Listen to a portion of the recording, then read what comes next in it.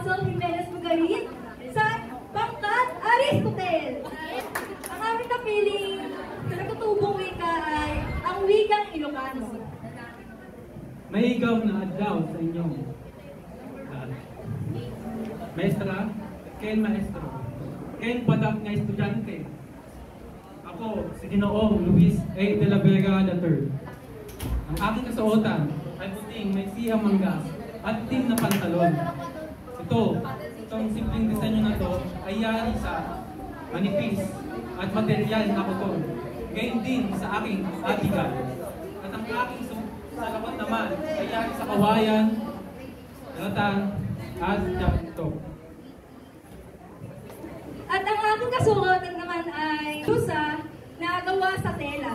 Ito naman ay magaan at maganda. Parehas sa aking bagdaan na makukulay. Ito ay nagmula sa tribo na naggaling sa Isabela, Cagayan Valley.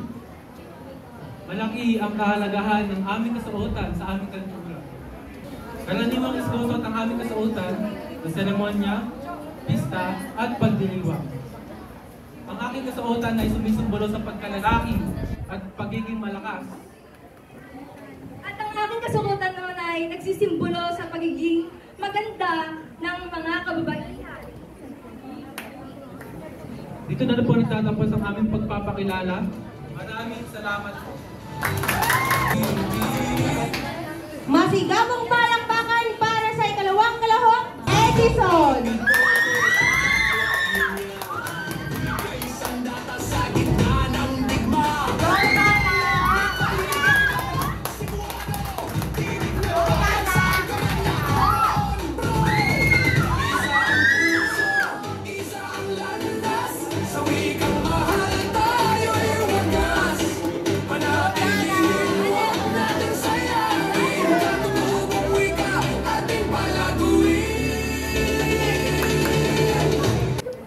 Isang magandang umaga sa inyong lahat.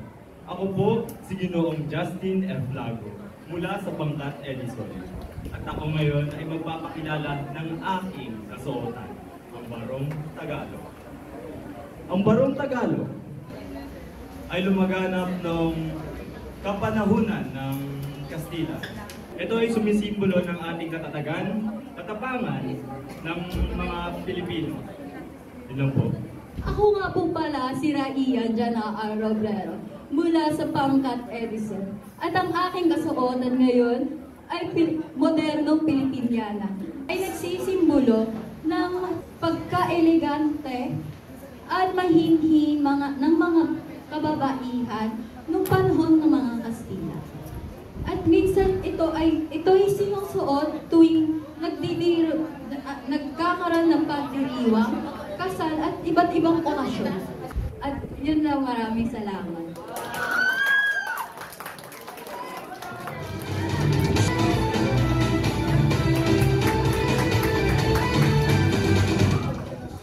Narito na ang Darwin!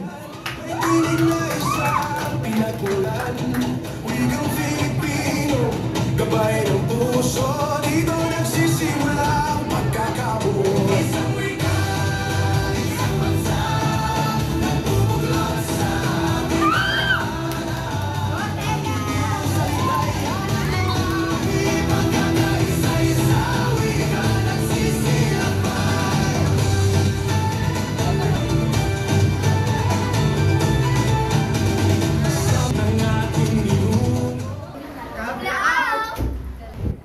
Ako ay nagmula sa lahing Ifugao, isa sa mga katutubong pangkat ng Cordillera Region ng Hilagang Luzon. At ngayon, narito ako upang maipakita ang aking kasuotan na patungkol sa Ifugao. Ang aking kasuotan ay ibinubuo ng guano at ang pangitaas na damit at tapis gawa sa kamay, at karaniwang ito ay kulay kuyamanggi, puti at itim, at nangangahulog ang katapangan, kadalisayan at karangalan sa aming tribo. Madalas rin suotin ng mga kababaihan sa mga importanteng okasyon, tulad lamang ng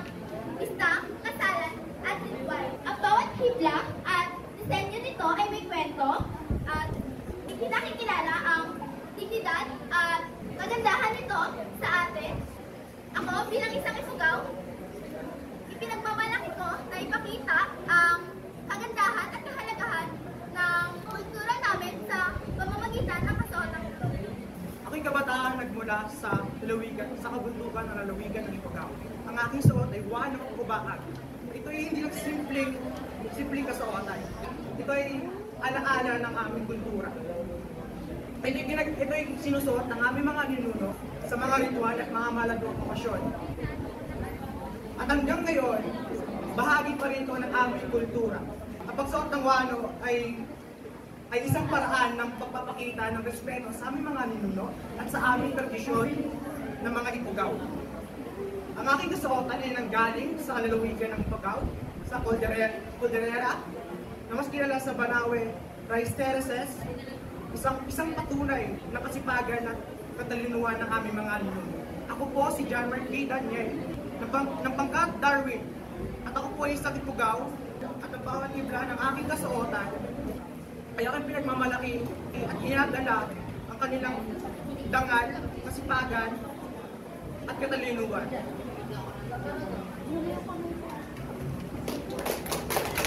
Hiyawan na may kasamang palakpakan para naman sa Faraday!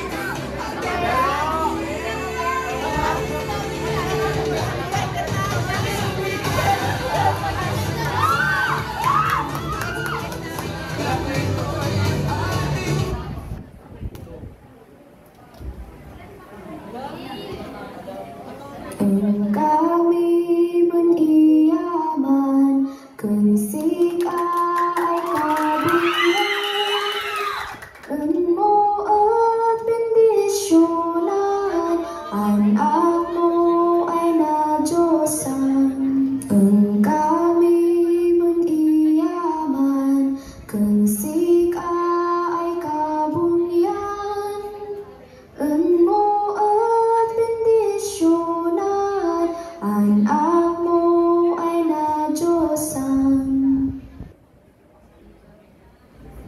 Naimbag ang bigatyo sa inyong lahat, John Leonard B. Daet, representing 11 Faraday.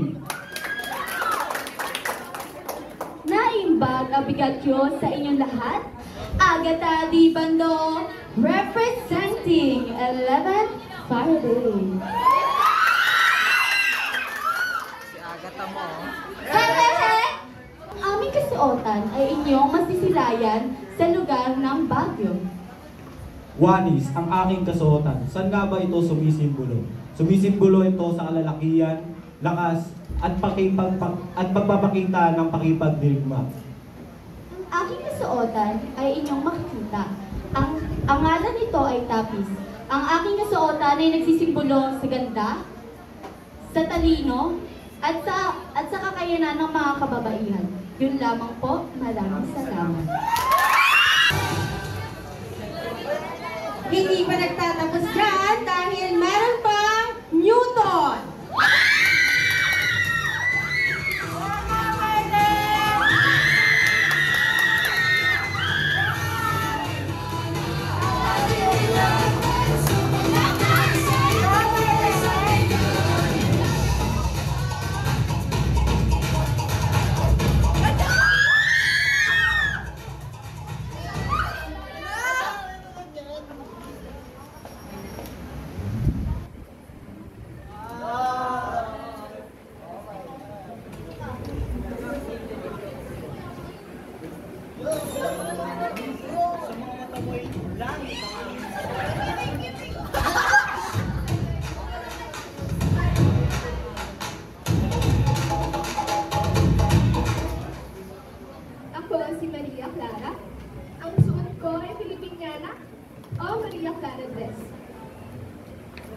Isang tradisyonal na kasuotan ng mga kababaihan noong panahon ng Espanyol. May makukulay na disenyo. Ako si Crisostomo Ibarra, isang pinobadong Pilipino na nagbabalik mula sa bansang Europa. Hangad ko ang pagbabago para sa bayan sa pamamagitan ng edukasyon at kapayapaan. Suot ko ang pinong barong Tagalog, puti, may burda, at sinusuot sa mga mahalagang okasyon, gaya ng simbahan, kasalan o pagtitipon. Isa itong simbolo ng dangal at edukasyon. Kami ang larawan na nakaraan. Paalala lang ng ating pagkakilanlan bilang Pilipino. Muli, ako si Prince Danes Ecleo, sumakatuwaan bilang Crisostomo Ibarra at kasama ko si Bini Fernanda Seco, sumakatuwaan bilang Maria Clara. Salamat po. Mainit na pagtanggap para sa Curie!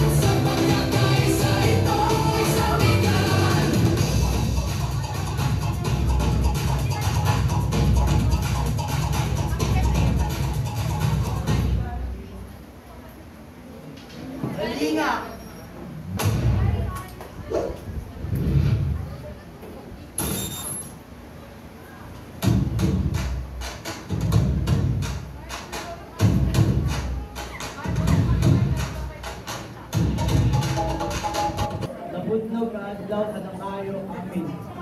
Siya, Mea, Giancarlo Reyno Briano, Manipur 8, Baitang 11 Fury. Magandang hapon sa inyo lahat. Ako po si Risa May Villarreal, nagmula sa 11 Curie. Alam niyo ba, ang Kalinga ay matatagpuan sa Kalinga Province sa lugar kung saan matatagpuan ang relihiyon ng Cordillera.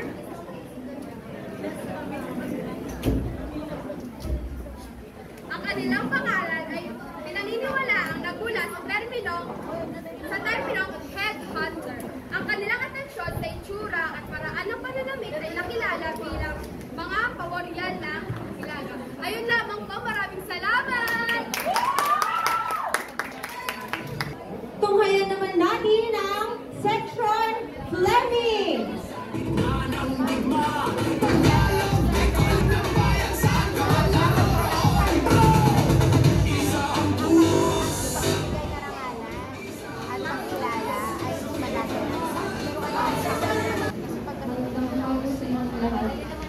Magandang hapon sa inyo lahat. Ako nga po pala si Martin Curio. Ako naman po pala si Marian Estado. Ang pangkat po namin ay 11 Fleming. Tatalakayin po namin ang kasuotan ng AITA. Ang aming kasuotan po ay aming kasuotan ay kinuha po namin sa AITA. Ito po yung gawa sa mga kahoy, hibla ng mga dahon. Bahag ang kasuotan ng mga kalalakihan at mga tapis ng mga kababaihan. Nakasuot kami ng mga tradisyonal na kasuotan ng mga AITA. Salamat. Maraming salamat po.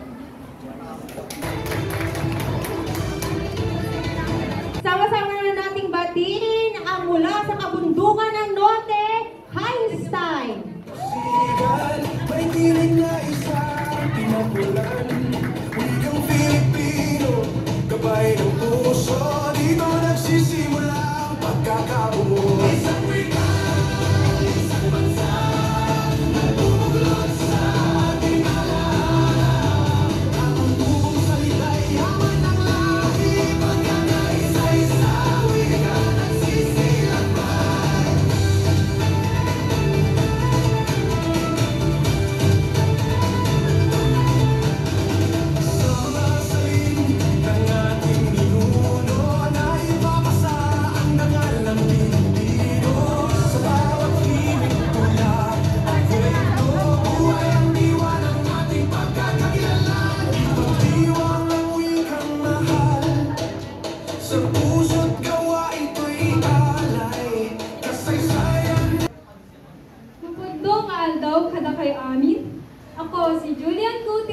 nagmula sa pangkat ng Einstein. Buong puso kong pinagmamalaki ang kasuotan ng Ifugao. Dahil hindi lamang ito damit, bagkus ito ang simbolo ng mayaman sa kultura. Pinagmamalaki ko ito dahil ito ang magiging inspirasyon sa susunod na generasyon. Magandang adlaw, kadakayo amin.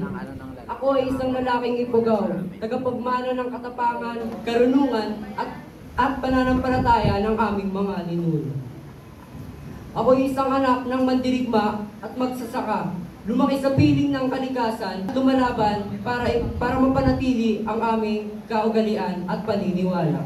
Ako ay hindi lamang isang lalaki, ako ay Ifugao, ako ay isang katutubo, at isa ako sa tagapagmana ng aming kasaysayan. Maraming salamat. At ang ating panguling kalahok na nagmula sa Katagalugan, Galileo!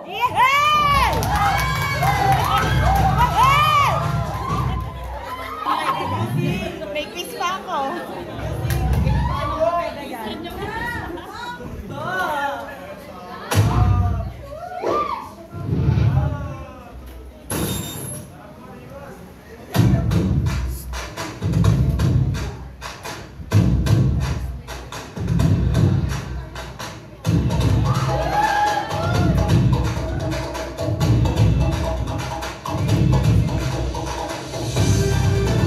Magandang hapon sa inyong lahat. Ako nga po pala si Binibining Daniela Hermata. Ako, si Ginoong Andrew Rivas. Nagmula sa Galileo. Ang karakter ko po ngayon ay si Maria Clara. Madalas din tawagin si Clarita. Siya po ang nag-iisang anak nila Doña Pia Alba at Kapitan Diego.